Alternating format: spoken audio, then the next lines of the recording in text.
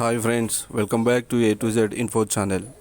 మిత్రులారా, మనం ఈరోజు ఈ వీడియోలో భారతదేశ శీతోష్ణ స్థితి అంశానికి సంబంధించిన ఖాళీలు నింపే ప్రశ్నలు మరియు బహుళైచ్ఛిక ప్రశ్నలు రెండు రకాలు ప్రాక్టీస్ చేయడం జరిగింది.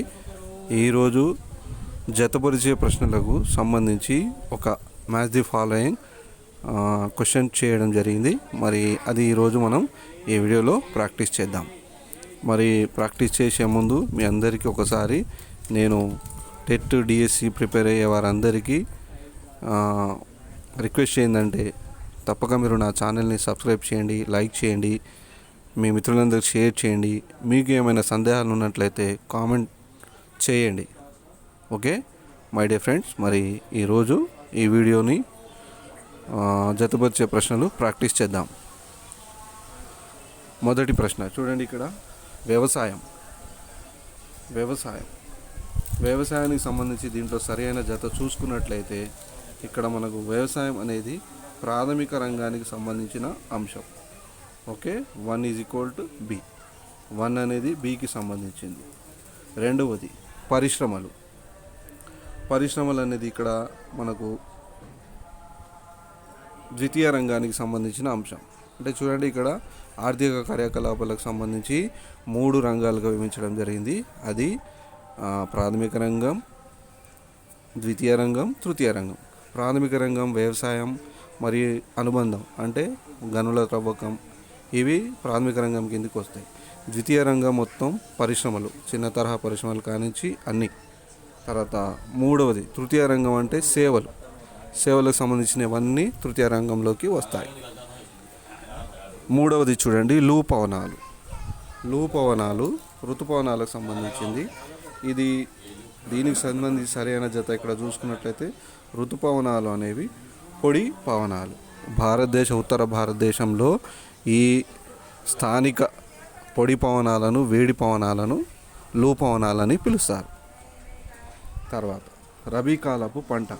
నాలుగవది రబీ కాలపు పంటకు సంబంధించి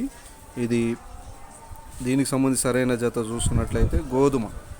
రబీ కాలపు పంట అంటే kharif season, rabi season, Zayed season, 3 రకాల వ్యవసాయ ఋతువులు కలవు.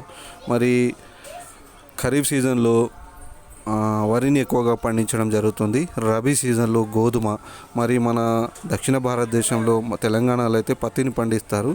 తర్వాత ఇంకా కందులు, పెసలు, మినుములు కూడా పండించడం జరుగుతుంది.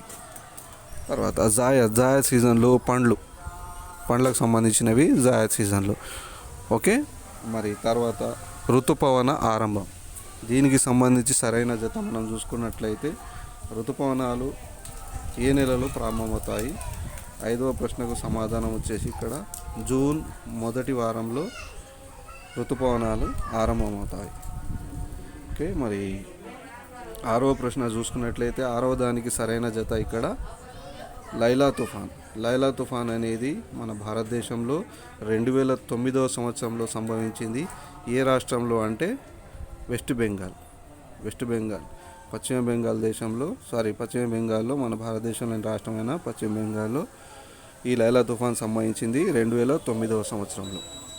ఓకే, తర్వాత వార్సా సమావేశం అంటే ఇక్కడ IPCC సమావేశం అంటే వాతావరణానికి సంబంధించిన సమావేశం ఎక్కడ జరిగింది? IPCC సమావేశం, international protocol on conference on climate change. దీనికి సంబంధించిన సమావేశం ఎక్కడ జరిగింది అంటే దానికి సంబంధించి సరైన జత మనం ఇక్కడ చూడాలి. 7వది ఏముంది ఇక్కడ? IPCC సమావేశం వార్సాలో జరిగింది. పోలాండ్ రాజధాని వార్సాలో IPCC యొక్క సమావేశం 2013లో జరిగింది. తర్వాత చూసుకున్నట్లయితే చివరిది భూగోళం వేడెక్కడం. చూడండి, భూగోళం వేడెక్కడం అనే ప్రక్రియ అనేది ఇక్కడ మీథేన్ వాయువులు రిలీజ్ అవ్వడం వల్ల భూగోళం వేడెక్కుతుంది. మరి ప్రపంచవ్యాప్తంగా చూసుకున్నట్లయితే ఈరోజు టండ్రా ప్రాంతంలో ఈ మీథేన్ వాయువు ఎక్కువగా రిలీజ్ అవుతుంది. 2 డిగ్రీల సెంటీగ్రేడ్ ఉష్ణోగ్రత పెరిగింది దీని కారణాన. సో ఇక్కడ భూగోళం వేడెక్కడం అనే ప్రశ్నకు సరైన జత చూసుకున్నట్లయితే మీథేన్ వాయువు. ఓకే, ఇది మిత్రులారా మరి ఈరోజు భారతదేశ శీతోష్ణ స్థితి అంశానికి సంబంధించిన ప్రాక్టీస్ బిట్స్లో మనము జతపరిచే మ్యాచ్ ది ఫాలోయింగ్కి ప్రాక్టీస్ చేయడం జరిగింది. మరి మిత్రులారా, మరి మీకు ఈ వీడియో నచ్చినట్లయితే తప్పక మీరు లైక్ చేయండి. మీకు ఏమైనా సందేహాలు ఉన్నట్లయితే కామెంట్లో తెలియజేయండి. మరొక వీడియోలో మరిన్ని ప్రాక్టీస్ బిట్స్ తోటి మళ్ళీ కలుద్దాం. అంతవరకు సెలవు. All the best. జై హింద్, జై భారత్.